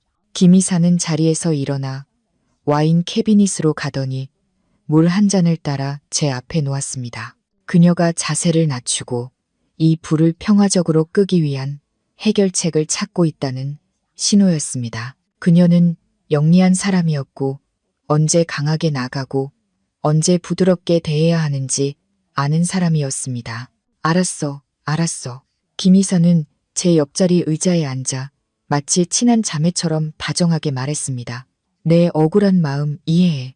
박 팀장이 잘못한 건 내가 나중에 내부적으로 처리할게. 그리고 내 부분에 대해서는 내가 회계팀에 예비비 검토하라고 해서 책임감에 대한 보상 차원에서 조금 챙겨주도록 할게. 어때? 그녀는 마치 거지에게 적선하듯 조금 챙겨준다는 말을 가볍게 던졌습니다. 푼돈 몇 푼으로 제 입을 막고 제가 겪은 굴욕과 부당함을 잊게 할 수 있다고 생각한 걸까요? 저는 맑은 물잔을 보며 희미하게 웃었습니다. 이사님, 지금 저랑 시장에서 나물값 흥정하십니까? 저는 돈을 구걸하는 게 아닙니다. 제 노동의 대가로 당연히 받아야 할 것을 요구하는 겁니다. 회사 규정상 A등급 직원은 3개월치 영업이익 연동 상여금을 받게 되어 있습니다. 저는 그 금액 100% 단 1원도 빠짐없이 받아야겠습니다. 너 지금도 촌진츠, 득촌진처이야. 구석에 서 있던 박 팀장이 갑자기 소리쳤습니다. 회사가 어려운 상황인데 김 이사님이 저렇게까지 봐주시는데도 요구가 너무 과한 거 아니야? 내가 지금 당장 근무 태도 불량으로 해고 통지서에 사인해 버릴 수도 있어. 조용히 못해. 김 이사가 박 팀장을 향해 불꽃 튀는 눈으로 소리쳤습니다. 그녀는 박 팀장이 불에 기름을 붓고 있다는 것을 알았습니다. 저는 그의 협박에 전혀 두려워하지 않았습니다. 박 팀장님, 얼마든지 사인하세요. 하지만 사인하기 전에 이것 하나만 명심하세요. 팀장님의 해고 통지서는 제 근로계약을 끝낼 수는 있겠지만 동시에 제가 회사를 상대로 노동위원회에 제소할 수 있는 증거가 될 겁니다. 그렇게 되면 상여금 문제뿐만 아니라 저 1억 원짜리 허위 계약서도 공개적으로 다뤄지게 되겠죠. 박 팀장의 얼굴이 새하얘졌습니다. 그는 입을 열었지만 아무 말도 하지 못했습니다. 제가 농담하는 게 아니라는 것을 알았기 때문입니다. 저는 김 이사를 향해 두 번째 조건을 제시했습니다. 그리고 한 가지 더. 지난 며칠간 박 팀장님은 제가 횡령하고 잠적했다고 소문을 냈고 이사님 역시 전화로 저를 협박하셨습니다. 모든 직원 앞에서 공식적으로 사과해 주십시오. 제 명예를 회복하고 싶습니다. 김 이사는 미간을 찌푸렸습니다. 돈은 어떻게든 마련할 수 있겠지만 공개 사과라니. 그것은 지사장으로서 그녀의 체면에 먹칠을 하는 것이었습니다. 그녀는 단 한 번도 평사원에게 고개를 숙여본 적이 없었습니다. 서연아, 김 이사는 망설였습니다. 돈 문제는 오늘 중으로 해결해 줄게. 그런데 사과 문제는 이렇게 하면 어떨까? 내부적으로 오해가 있었다는 내용의 전체 메일을 보내는 걸로. 사람들 앞에서 사과하는 건 모양새가 좀 그렇잖아. 리더십의 타격이 커. 리더십이요? 저는 씁쓸하게 되물었습니다. 지킬 리더십이나 남아있으십니까? 무고한 사람에게 누명을 씌웠을 때 이미 스스로 리더십을 무너뜨리신 겁니다. 저는 지금 두 분께 실수를 바로잡고 마지막 남은 양심이라도 되찾을 기회를 드리는 겁니다. 김 이사는 침묵했습니다. 그녀의 눈동자가 좌우로 흔들리며 손익을 계산하고 있었습니다. 그녀는 자신이 궁지에 몰렸다는 것을 알았습니다. 동의하지 않으면 제가 데이터를 열어주지 않을 것이고 프로젝트는 파탄나고 손해는 훨씬 더 커질 것이었습니다. 하지만 동의하면 체면을 구기게 되겠죠. 하지만 체면과 자리 중 그녀는 더 가벼운 것을 선택해야 했습니다. 알았어. 김 이사는 이를 악물고 고개를 끄덕였습니다. 오늘 오후 3시에 부서 회의 때 명확하게 얘기할게. 상여금은 회의 시작 전에 내 계좌로 입금될 거야. 이제 자리로 돌아가서 파일 열 준비나 해. 저는 자리에서 일어나 옷매무새를 가다듬었습니다. 입금 알림 문자 기다리겠습니다. 돈이 들어오고 사과가 이루어지면 제 할 일을 하겠습니다. 저는 사무실을 걸어 나왔습니다. 등 뒤로 분노에 찬 눈으로 서로를 마주보는 두 실패자가 느껴졌습니다. 저는 그들의 약속이 바람 앞의 등불처럼 위태롭다는 것을 알았습니다. 그들은 단지 시간을 벌어 뒤에서 저를 처리할 방법을 찾고 있을 뿐이었습니다. 하지만 저는 모든 상황에 대비하고 있었습니다. 자리로 돌아오자 동료들의 호기심 어린 시선이 저를 따라다녔습니다. 그 밀실 안에서 무슨 일이 있었는지, 제가 해고당했는지, 아니면 어떤 타협을 했는지 궁금해했습니다. 저는 아무 말 없이 컴퓨터를 켜고 일하는 척했지만 온 신경은 주변의 움직임에 쏠려 있었습니다. 그때 휴대폰이 진동했습니다. 낯선 번호로 온 메시지였지만 저는 곧 IT팀의 착한 후배 현우라는 것을 짐작했습니다.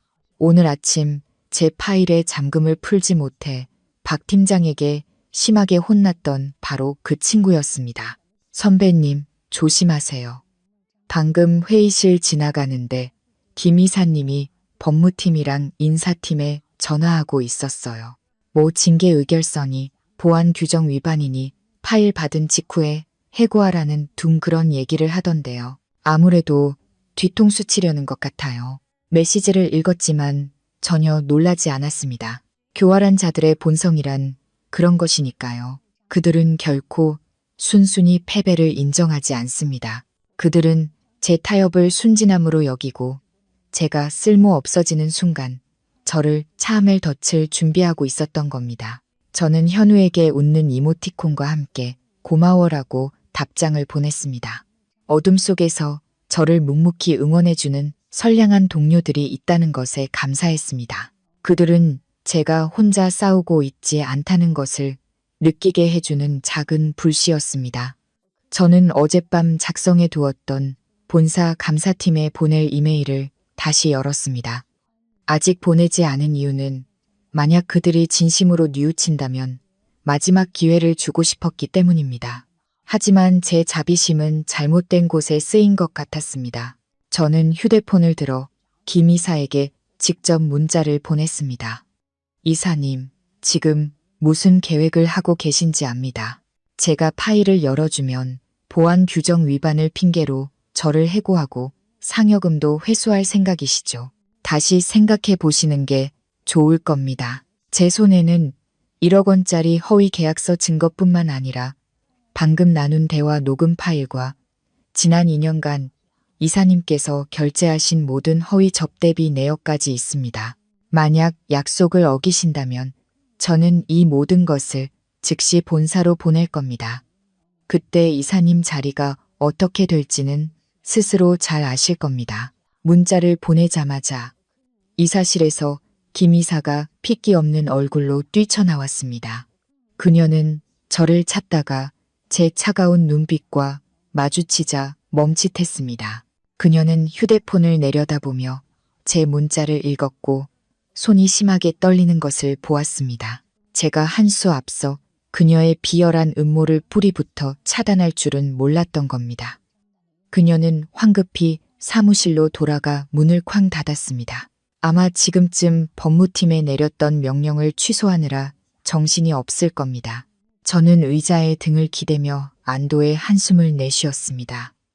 소인배들을 상대하려면 그들보다 조금 더 약삭빨라지거나 적어도 더 똑똑해져야 했습니다. 저는 누구를 벼랑 끝으로 몰고 싶지 않았지만 그들이 저를 밀어 떨어뜨리려 한다면 함께 끌고 내려갈 수밖에 없었습니다. 저는 제 자리로 돌아왔습니다. 모든 것이 평온해 보였지만 폭풍의 눈 한가운데 서 있는 사람의 예민함으로 저는 미묘한 변화를 감지했습니다. 아침의 호기심으로 저를 보던 눈빛들은 이제 저를 피하고 있었습니다. 아무도 제게 말을 걸지 않았고 제가 탕비실에 갈 때면 소곤거리던 여직원들도 입을 다물고 고개를 숙였습니다. 저는 의자에 허리를 꼿꼿이 세우고 앉았지만 온몸의 근육은 긴장으로 굳어 있었습니다. 빈 워드 파일을 열어놓고 보고서를 작성하는 척했지만 사실 제 모든 신경은 주변을 관찰하는 데 집중되어 있었습니다. 이사실 문은 굳게 닫혀 있었고 가끔씩 전화벨이 울렸다가 끊어지는 소리가 섬뜩한 정적을 깨뜨렸습니다. 개인 휴대폰이 짧게 진동했습니다. IT팀 후배 현우의 메시지였습니다. 그는 짧지만 걱정이 가득한 메시지를 보내왔습니다. 선배님, 상황이 안 좋아요. 방금 소회의실 지나가는데 김 이사님이 법무팀 사람이랑 통화하고 있었어요. 징계해고 절차, 보안 규정 위반, 지급된 상여금 회수 조치 같은 단어들이 들렸어요. 아무래도 선배님을 함정에 빠뜨리려는 것 같아요. 메시지를 읽고 저는 씁쓸하게 입꼬리를 올렸습니다.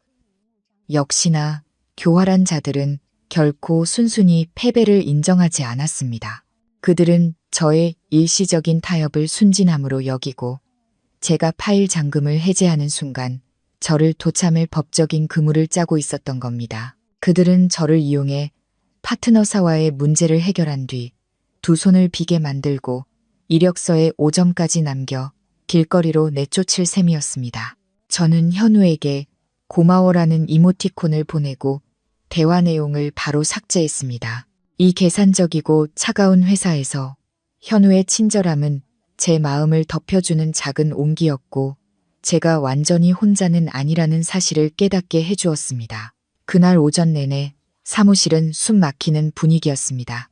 김 이사와 박 팀장은 계속해서 무언가 소곤거렸습니다. 둘 다 애써 태연한 척했지만 얼굴에는 긴장감이 역력했습니다. 박 팀장은 가끔씩 저를 증오에 찬 눈빛으로 쏘아보았지만 제가 쥔 증거가 두려운지 감히 다가오지는 못했습니다. 벽시계의 바늘이 천천히 움직였습니다. 매 순간이 정신적인 고문이었지만 저는 두려워하지 않았습니다.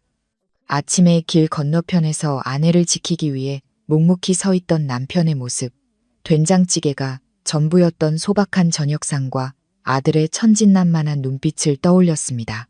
그 평범한 일상들이 제게 강철 같은 정신력을 주었습니다. 점심시간이 되자 사무실은 텅 비었습니다. 저는 집에서 싸온 도시락을 들고 옥상에 올라가려는데 비상구에서 서성이는 작은 그림자를 보았습니다. 저와 입사 동기인 혜진이었습니다. 그녀는 착하고 순해서 아직도 평사원으로 남아 있었습니다. 제가 쳐다보자 혜진은 누가 볼까 두려운 듯 저를 향해 손짓했습니다. 저는 도시락을 들고 비상구로 향했습니다. 텅 빈 계단에는 퀴퀴한 냄새와 바람 소리만 가득했습니다. 혜진은 불안한 얼굴로 입을 열었습니다. 서연아, 오늘 아침에 박 팀장이 나를 따로 불렀어. 저는 고개를 끄덕이며 도시락 뚜껑을 열었습니다. 알아, 너한테 나 감시하라고 했지. 내가 누구랑 연락하는지, 자료 유출하는지, 녹음이나 촬영하는지. 혜진은 놀라서 눈을 동그랗게 떴습니다.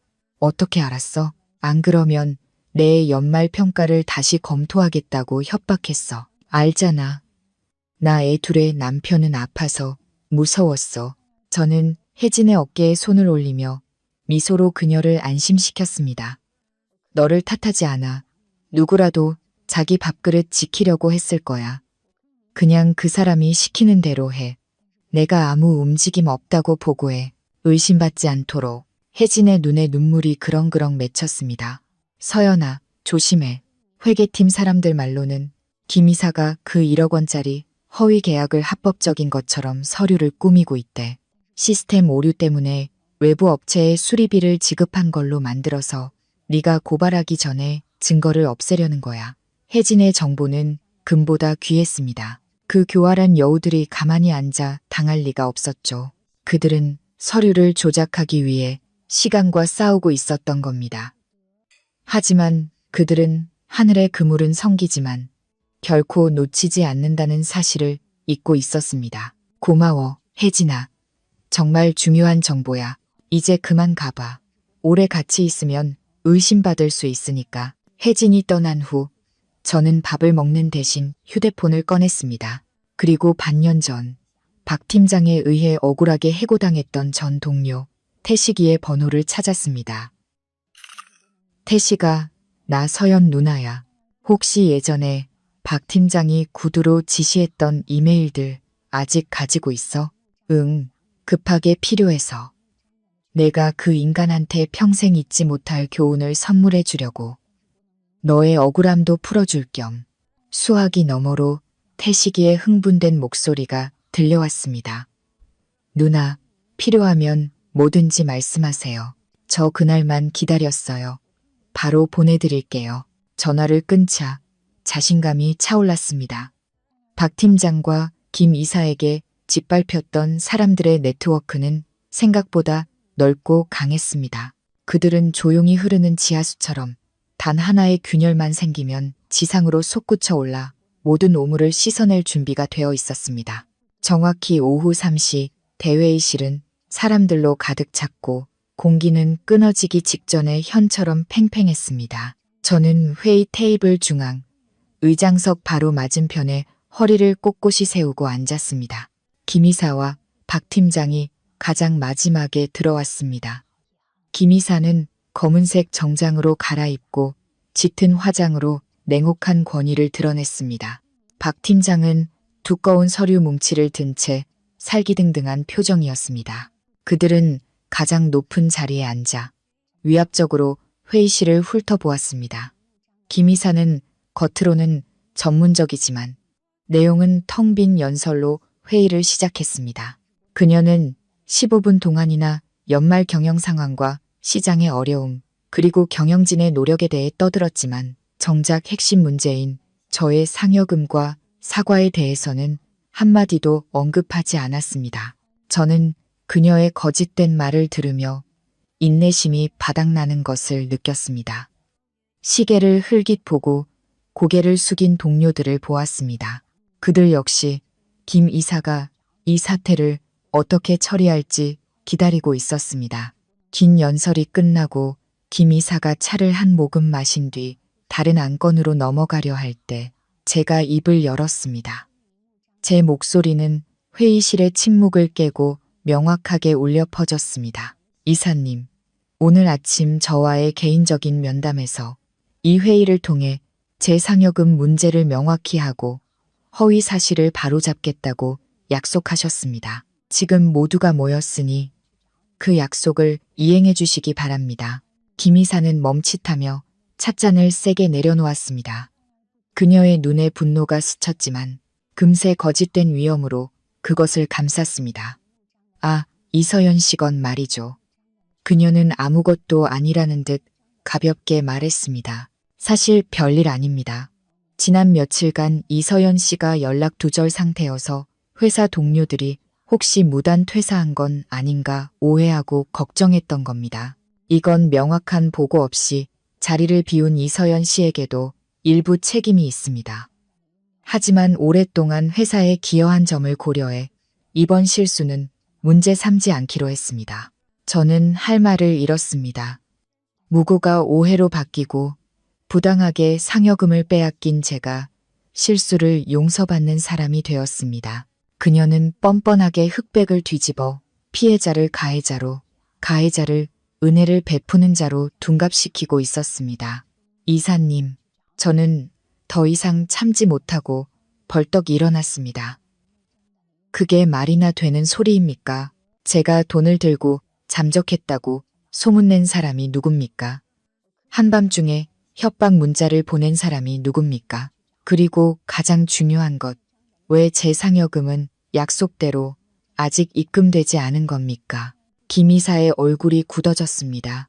그녀는 제가 이렇게 많은 사람 앞에서 반박할 줄은 몰랐던 겁니다. 그녀는 책상을 내리치며 소리쳤습니다. 이서연 씨, 당장 앉아. 여긴 회사 회의실이지 당신이 흥정하는 시장 바닥이 아니야. 내가 오해라고 했으면 오해인 줄 알아. 뭘 더 소란을 피우겠다는 거야?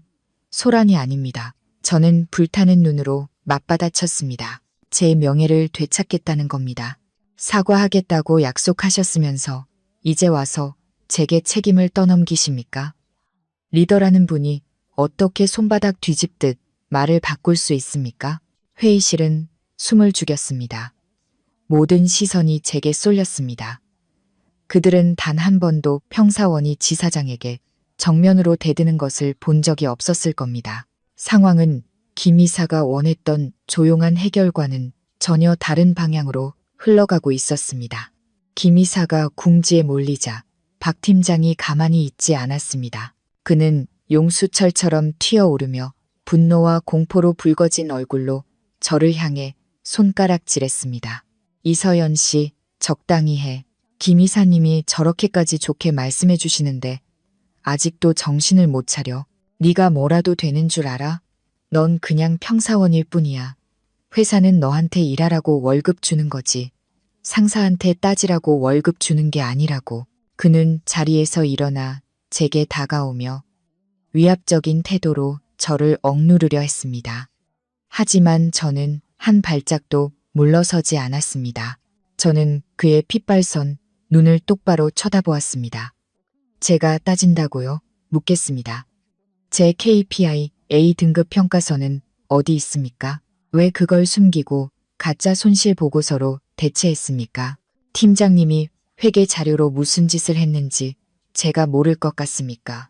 박 팀장은 순간 멈칫했지만 금세 뻔뻔한 표정을 되찾았습니다. 그는 동료들을 향해 큰 소리로 외쳤습니다. 여러분, 들으십시오. 방금 재무팀에서 보고가 올라왔는데 스마트시티 프로젝트는 사실상 적자 프로젝트였습니다. 이서연 씨의 부실한 비용 관리로 불필요한 지출이 너무 많았기 때문입니다.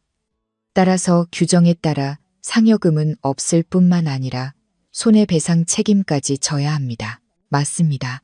김 이사가 박 팀장의 말에 힘을 실어주며 맞장구를 쳤습니다. 쓸데없는 증거 내밀면서 협박할 생각 마세요. 재무팀에서 이미 결산 끝났습니다. 당신 프로젝트에 문제가 있었으니 돈 못 받는 건 당연한 절차입니다. 계속해서 소란 피우고 회사 질서를 어지럽히면 명령 불복종 및 업무 방해 혐의로 즉시 해고 조치하겠습니다. 두 사람은 완벽한 콤비 플레이로 저를 짓밟으려 했습니다. 그들은 권력과 거짓말로 제 입을 막고 다른 직원들을 공포에 떨게 만들어 제 편에 서지 못하게 하려 했습니다.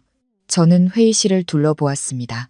저와 함께 밤을 새우고 컵라면을 나눠 먹었던 동료들은 모두 책상만 내려다보고 있었습니다. 어떤 이는 떨고 있었고 어떤 이는 안타까운 눈빛으로 저를 훔쳐보았지만 아무도 나서지 않았습니다. 침묵하는 군중은 무서웠습니다. 그들의 침묵은 김 이사와 박 팀장의 고함보다 더 차갑고 잔인했습니다. 하지만 저는 그들을 원망하지 않았습니다. 모두가 지켜야 할 가족이 있었고 밥줄이 걸려 있었습니다. 비겁함은 때로 생존 본능이기도 하니까요. 저는 다시 저 높은 곳에 서 있는 두 사람을 보았습니다. 그들은 제가 물러설 길이 없다고 해고 협박에 무릎 꿇을 것이라고 생각하며 의기양양하게 저를 내려다보고 있었습니다. 하지만 그들은 틀렸습니다. 그들의 뻔뻔함은 제 인내심의 마지막 한계를 건드렸습니다.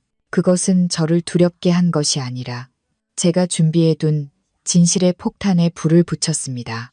좋습니다.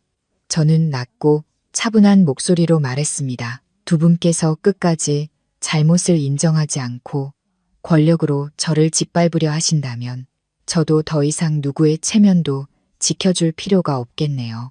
저는 천천히 주머니에서 휴대폰을 꺼냈습니다. 김 이사와 박 팀장은 제 손을 뚫어져라 쳐다봤습니다.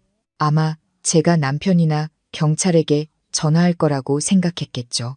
하지만 저는 누구에게도 전화하지 않았습니다. 저는 그저 휴대폰을 책상 위에 내려놓았습니다. 화면에는 어젯밤 제가 보낸 이메일과 함께 그룹의 모든 임직원이 보면 두려워할 이메일 주소로부터 온 수신 확인 알림이 떠 있었습니다.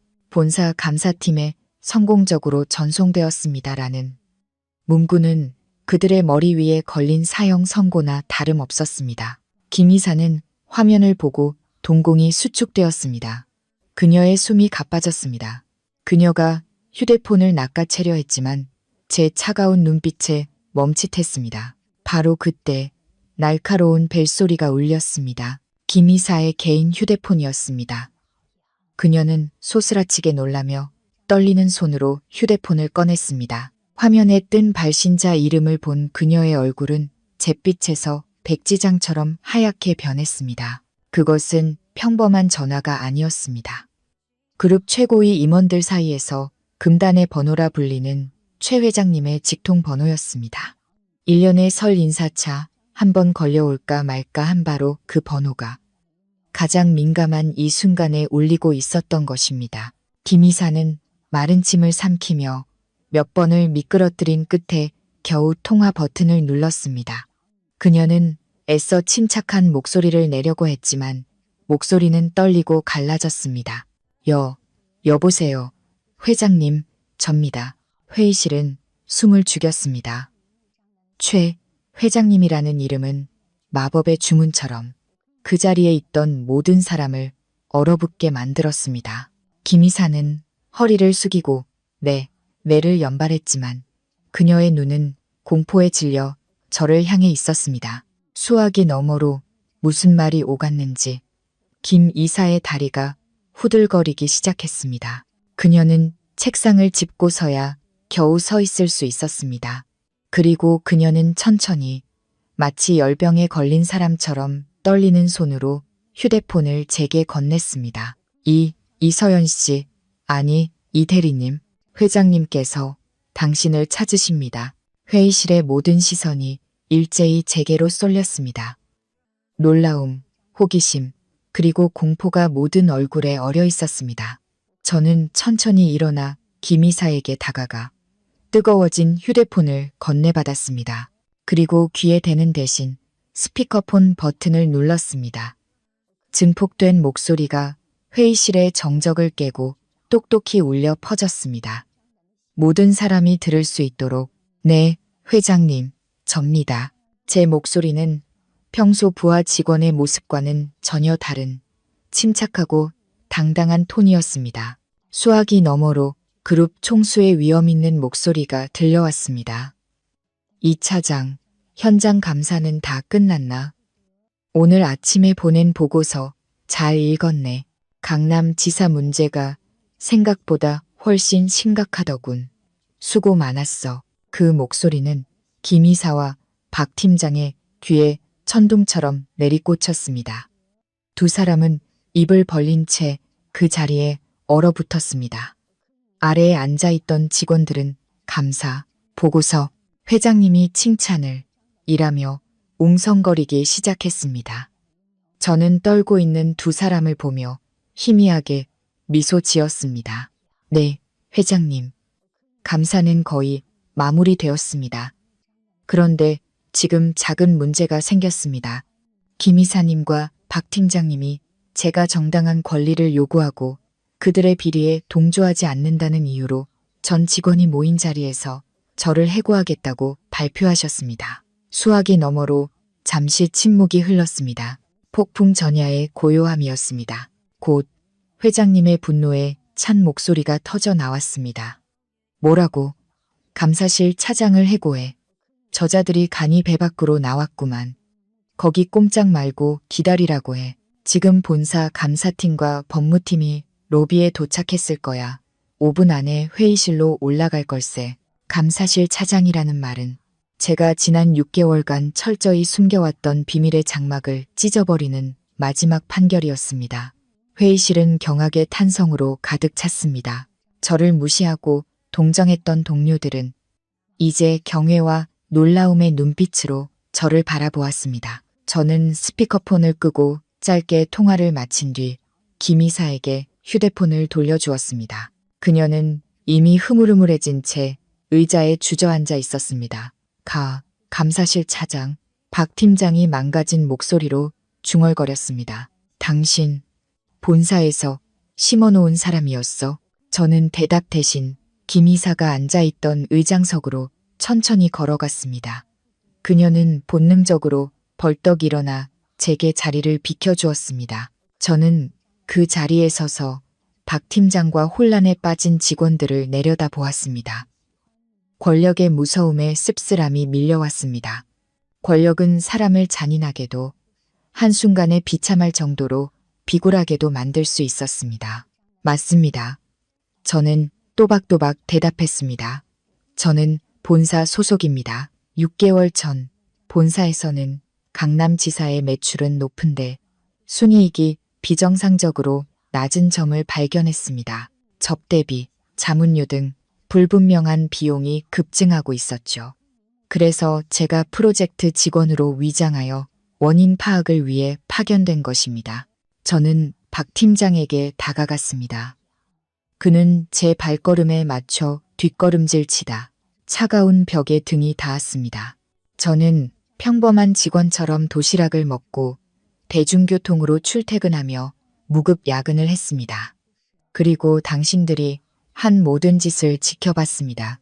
당신은 허위 서류로 공금을 빼돌렸고 직원들에게 있지도 않은 비용에 서명하라고 강요했으며 능력은 있지만 당신 말을 듣지 않는 사람들을 짓밟았습니다.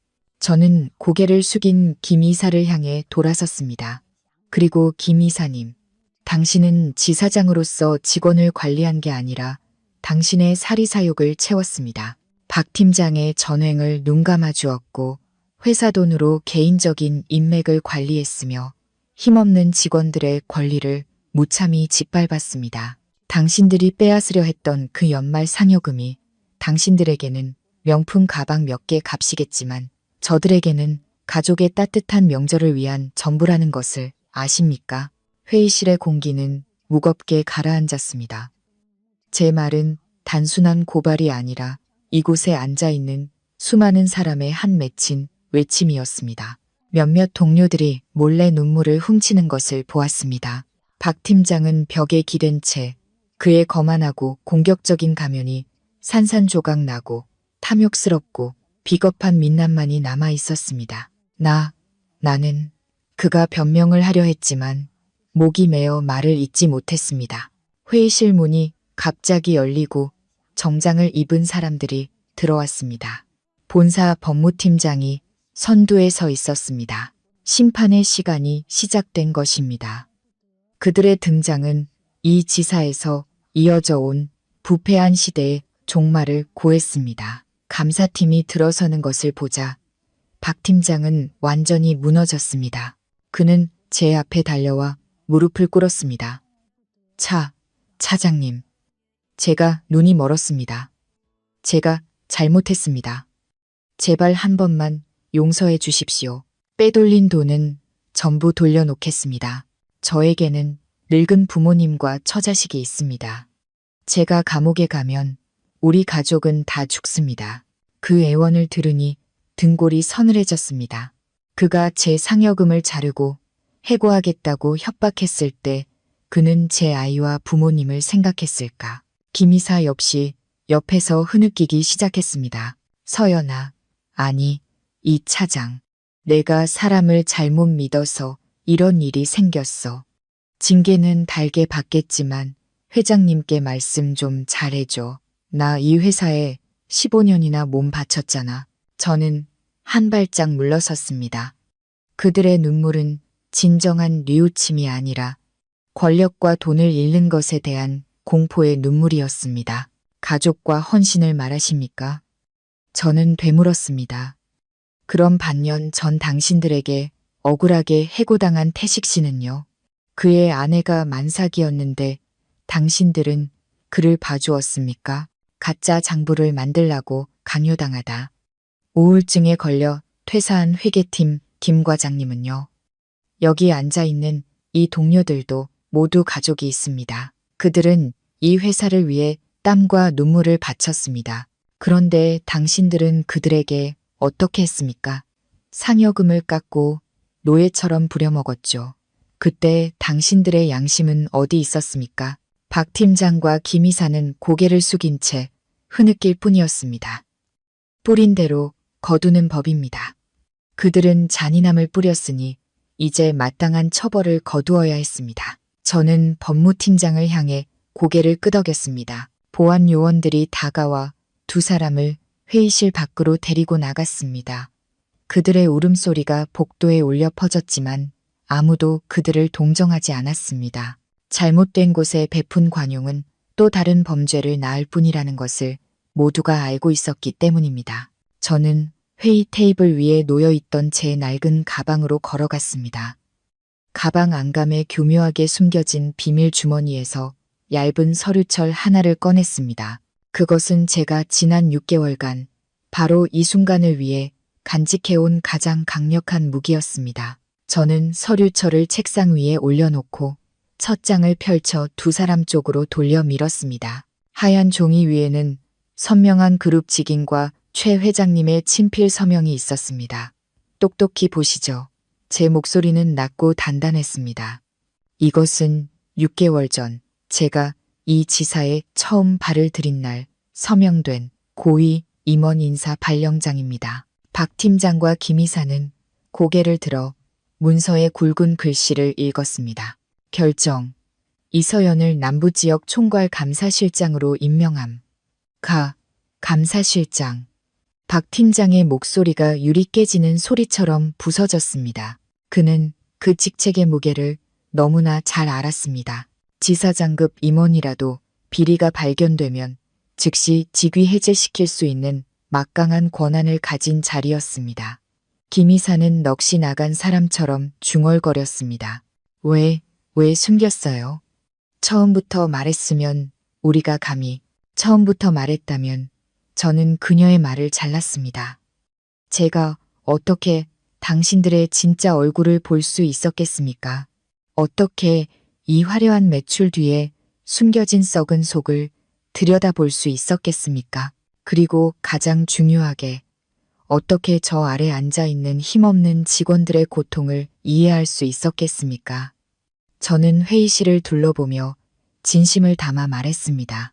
여러분, 왜 감사실장인 제가 상여금이 깎이고 모욕당하는 것을 참았는지 궁금하실 겁니다. 사실 제 통장에 찍힌 영어는 우연이 아니었습니다. 그것은 제가 이 지사 경영진에게 내민 마지막 시험지였습니다. 저는 그들을 바라보며 말을 이었습니다. 시스템 오류도 데이터 손실도 없었습니다. 저는 관리자 시스템에 아주 작은 가짜 경고들을 일부러 만들어 두었습니다.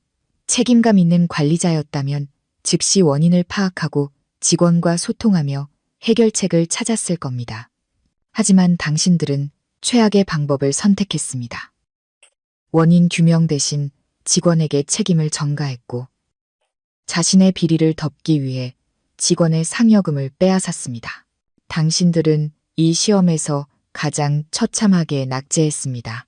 저는 당신들에게 수많은 기회를 주었습니다. 하지만 탐욕과 오만이 당신들의 눈을 가렸습니다.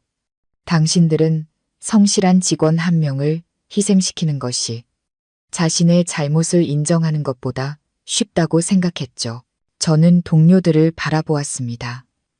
제가 이 모든 일을 한 것은 이 회사의 부당함이 설 자리는 없다는 것을 증명하기 위해서입니다. 성실하게 일하는 사람들은 존중받고 정당한 대가를 받아야 합니다. 그리고 부패한 자들은 아무리 높은 자리에 있더라도 결국에는 빗속으로 끌려 나오게 될 것입니다. 이제 그룹을 대표하여 남부지역 총괄감사실장으로서 이 지사의 고위직 인사에 대한 처리 결과를 발표하겠습니다. 회의실은 숨을 죽였습니다. 첫째, 박준서 프로젝트 팀장을 즉시 직위 해제하고 공금 횡령 및 직권 남용 혐의에 대한 조사에 착수한다. 보안팀은 회의 종료 즉시 박 팀장의 사무실을 봉쇄하고 자산 인수인계를 감독할 것. 박 팀장은 바닥에 주저앉았습니다. 그는 이제 직장뿐만 아니라 감옥에 갈 수도 있다는 것을 깨달았습니다. 둘째, 김수진 지사장을 직위 해제한다. 김 지사장은 본사 감사팀의 조사가 끝날 때까지 회사에 남아 지난 3년간의 모든 재무 관련 사항에 대해 해명해야 하며 이 시간부로 모든 권한을 정지한다. 김 이사는 울부짖으며 제게 매달리려 했지만 보안 요원들에게 저지당했습니다. 셋째, 저는 아직도 어리둥절한 표정으로 앉아있는 왕혜진 동기를 바라보았습니다. 왕혜진 씨를 프로젝트 팀장 직무대행으로 임명한다. 왕 대리는 성실하고 정직하며 동료들을 아끼는 마음을 가졌기에 이 역할을 잘 해낼 것이라 믿는다. 혜진은 놀라 벌떡 일어났습니다. 제가요. 혜진 씨는 할 수 있어요. 저는 미소로 격려했습니다. 당신의 정직함과 용기가 바로 이 회사에 필요했던 것입니다. 회의실에서는 박수 소리가 터져 나왔습니다. 사람들은 혜진의 승진뿐만 아니라 정의가 실현되고 선한 사람이 보상받는 모습에 박수를 보냈습니다. 보안 요원들이 김 이사와 박 팀장을 데리고 나갔습니다. 그들의 비참한 뒷모습을 보며 아무도 두려워하지 않았습니다. 단지 탐욕 때문에 모든 것을 잃은 자들에 대한 영민만이 남았습니다. 회의실 문이 닫히며 이 지사의 어두운 역사에 한 장이 넘어갔습니다. 저는 마이크를 다시 잡았습니다. 이번에는 따뜻하고 부드러운 목소리로 말했습니다. 그리고 이제 가장 중요한 공지를 하겠습니다. 저는 미소 지으며 회의실을 둘러보았습니다. 여러분의 권익은 그룹의 최우선 가치입니다. 올해 상여금 전액은 여러분의 실제 성과에 따라 재계산되었으며 단 1원도 삭감되지 않았습니다. 특별 지급 명령이 5분 전에 승인되었습니다. 지난 3년간 부당하게 상여금이 삭감되었던 분들도 내년 1분기 내로 소급 적용하여 지급될 것입니다. 그리고 지금 띵동 띵동 띵동 제 말이 채 끝나기도 전에 회의실 곳곳에서 휴대폰 알림음이 동시에 울려 퍼졌습니다. 한때 제 가슴을 아프게 했던 그 소리가 이제는 세상에서 가장 아름다운 교향곡처럼 들렸습니다. 사람들은 황급히 휴대폰을 확인했고 곧이어 환호성이 터져 나왔습니다. 세상에 돈 들어왔어. 100% 들어왔어. 엄마, 아버지 약값 보낼 수 있게 됐어요. 감사합니다. 실장님, 감사합니다. 저는 구석에서 펑펑 우는 회계팀 막내, 몰래 눈물을 훔치는 나이 든 동료, 아내에게 전화해 여보, 돈 들어왔어. 애들 새 옷 사줄 수 있어. 라고 외치는 동료를 보았습니다. 그 혼란스럽지만 행복 가득한 광경에 코끝이 찡해졌습니다. 제 휴대폰에도 은행 알림이 와 있었습니다. 통장에는 더 이상 25만 원이 아닌 제 노력에 합당한 숫자가 찍혀 있었습니다. 하지만 그 숫자보다 저를 더 행복하게 한 것은 바로 뒤이어온 남편의 메시지였습니다. 회사 동료들이 페이스북에 당신 칭찬 엄청 올리고 있어. 우리 아내 정말 멋지다. 이제 집에 와. 밥 다 됐어. 아들이 엄마랑 같이 저녁 먹으려고 기다리고 있어. 다음 날 아침 사무실 분위기는 완전히 달라져 있었습니다. 더 이상 두려움과 의심 대신 질서와 새로운 희망이 자리 잡고 있었습니다.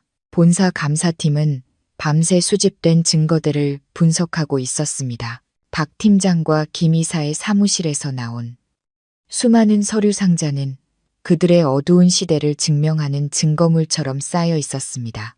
저는 감사팀장에게 지난 6개월간 수집한 모든 자료가 담긴 외장하드를 건넸습니다. 그 안에는 그들이 세운 유령 회사의 계좌 내역, 허위 영수증, 불법 지시 녹음 파일까지 모든 것이 담겨 있었습니다. 사무실 문이 열리고 억울하게 해고당했던 태식이가 증인으로 들어왔습니다. 그는 제 손을 잡고 눈물을 글썽였습니다. 실장님, 감사합니다. 실장님 아니었으면 전 평생 도둑놈으로 살 뻔했습니다. 저는 그의 어깨를 두드리며 격려했습니다. 정의는 더딜지라도 반드시 온단다. 태식이뿐만 아니라 억압에 못 이겨 퇴사했던 다른 동료들도 속속 도착했습니다. 그들은 오랫동안 묻어두었던 억울한 이야기들을 털어놓으며 쉽사 터졌던 상처를 비로소 드러내고 치유하기 시작했습니다. 일주일 후 공식 감사 결과가 발표되었습니다. 박 팀장과 김 이사가 지난 3년간 횡령하고 유용한 금액은 무려 150억 원에 달했습니다. 그 돈은 수많은 직원의 꿈과 희망을 짓밟고 그들의 명품 가방과 부동산, 호화로운 파티로 사라졌습니다. 결국 두 사람은 회사에서 영구 해고되었을 뿐만 아니라 탐호 및 업무상 배임 혐의로 형사 고발되었습니다. 그들의 모든 자산은 피해 복구를 위해 동결되었고 법의 심판을 기다리는 신세가 되었습니다. 그들이 구속되던 날, 저는 그곳에 가지 않았습니다. 더 이상 제 기억 속에 부정적인 이미지를 남기고 싶지 않았기 때문입니다. 동료에게 듣기로 박 팀장은 제발 용서해달라며 통곡했고 김 이사는 자신의 호화로운 저택이 압류된다는 소식에 그 자리에서 졸도했다고 합니다. 시간은 흘러 계절이 바뀌었습니다. 어느 주말 오후 저는 아들과 함께 서점에 갔다가 갑작스러운 소나기를 만났습니다. 처마 밑에서 비를 피하고 있는데 낡은 오토바이 한 대가 우리 앞에 멈춰 섰습니다. 빗물에 흠뻑 젖은 낡은 배달 유니폼을 입은 남자가 비뚤어진 배달통을 고쳐 묶고 있었습니다. 낯익은 모습에 눈을 가늘게 뜨고 보니 그는 박 팀장이었습니다. 불과 몇 달 사이에 10년은 늙어버린 모습이었습니다. 한때의 거만함은 온데간데없고 삶에 짓눌린 초라한 노동자의 모습만이 남아 있었습니다. 박 팀장도 저를 알아보았습니다. 그는 당황하여 고개를 숙이고 시동이 걸리지 않는 오토바이를 발로 차며 도망치려 했습니다. 그를 보자 증오도 통쾌함도 아닌 그저 인생 무상에 대한 깊은 슬픔이 밀려왔습니다. 듣자 하니 집까지 팔아 피해 금액을 변제한 후 아내와 자식은 그를 떠났고 그는 홀로 밭은 일을 하며 재판날을 기다리고 있다고 했습니다. 아들이 저를 보며 물었습니다. 엄마, 저 아저씨 비 맞는데 어떡해요? 우리 우산 빌려줄까요? 아이의 순수한 말에 저는 그에게 다가가 조용히 우산을 그의 오토바이 안장에 올려놓았습니다. 이거 쓰고 가세요. 비가 많이 오네요. 박 팀장은 붉어진 눈으로 저를 보며 무언가 말하려 했지만 저는 아들의 손을 잡고 막 도착한 택시에 올랐습니다. 이 사건 이후 본사에서는 저의 능력과 청렴함을 높이 평가하여 남부 지역 전체를 총괄하는 지역 본부장 자리를 제안했습니다. 모두가 제가 기쁘게 수락할 것이라고 생각했지만 저는 정중히 거절했습니다. 저는 최 회장님께 손편지를 썼습니다.